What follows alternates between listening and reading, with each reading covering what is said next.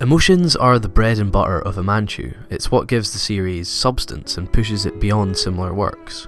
What's particularly impressive is the way in which emotions are shown on screen, and how their development is presented to us. It's a very slow-paced series, so having intricate emotional detail is very important. These emotions are constantly showcased through its world and through its visuals, whether it be character actions or subtle imagery. Running nicely alongside the narrative, everything gravitates towards the main emotional core of the show. It allows the story and characters to really blossom. So Amanchu is a slowly developing story, showing the evolution of a group of friends and their emotions. It starts very broad with multiple story branches and slowly over the course of 12 episodes pulls everything together. I found watching the characters interact and flourish very inviting, especially as the characters have a direct influence on these changes. Each of the casts presents various emotions that are put under analysis during the series, not necessarily on a psychological level like Kuchu Baranko, but we do delve deep into emotions and their various characteristics. The series has a specific focus on our character Teko, who struggles with anxiety. She spends the series overcoming this through her activities in the diving club. Putting emotions alongside a physical activity is a recurring theme in the show. Teko's emotional state is the most prominent throughout the series.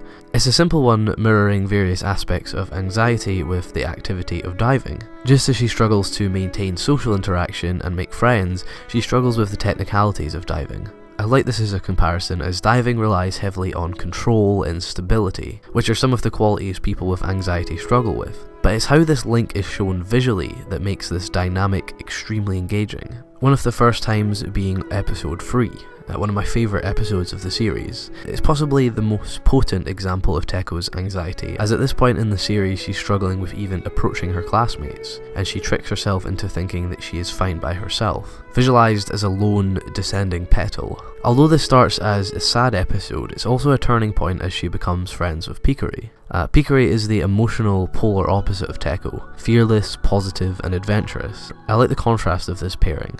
Much like how the cartoon faces work alongside serious moments in the series, contrasts like this highlight the problems and qualities of each character. Pikuri does have worries and sad emotions as well, but she overcomes them with what she chooses to do in her life. Filling her life with meaning and purpose is something Pikuri does very well. Teko doesn't. Instead, she fills her life with memories of the past, looking through pictures on her phone rather than experiencing new emotions. That, for a brief moment, changes when Pikuri invites her to explore. This is a really nice scene as she decides to follow Pikuri, rejecting her anxiety. A lone petal that previously felt across her on screen now falls behind her, visualising this forward step as she is moving away from it. This motif is continued as the scene progresses. The street is covered in petals. We have this extremely powerful set of shots, showcasing Pikuri's message of enjoyment and positivity, and Teko's newfound friendship. No longer is she a single petal, but at this point in the series, it's but a tiny step forward for Teko. In fact, it takes the whole show for Teko to come to terms with and overcome her anxiety, showing how serious and complicated this state of mind can be.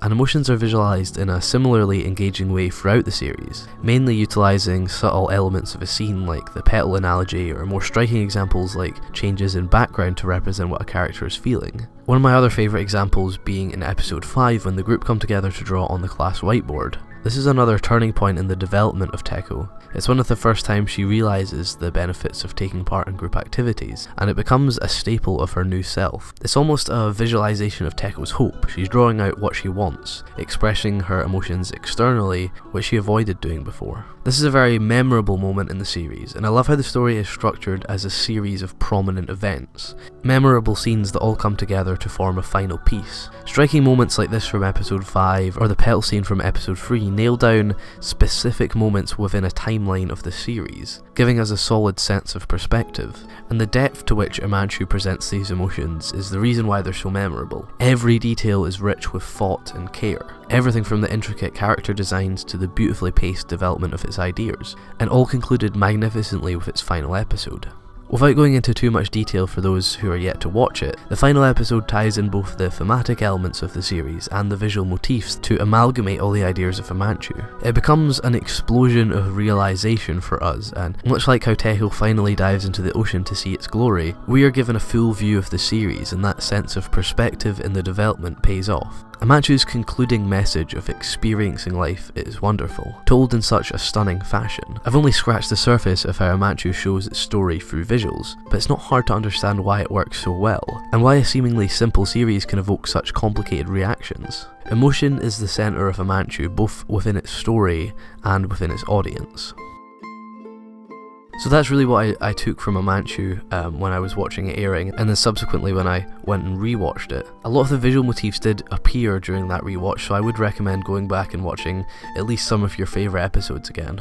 Also, I do apologise for the slower output of videos just now. It's a combination of me not having as much time and me wanting to put more time into the polishing of videos.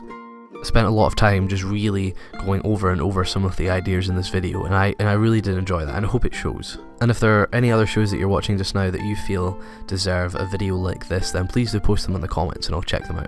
So thanks for watching.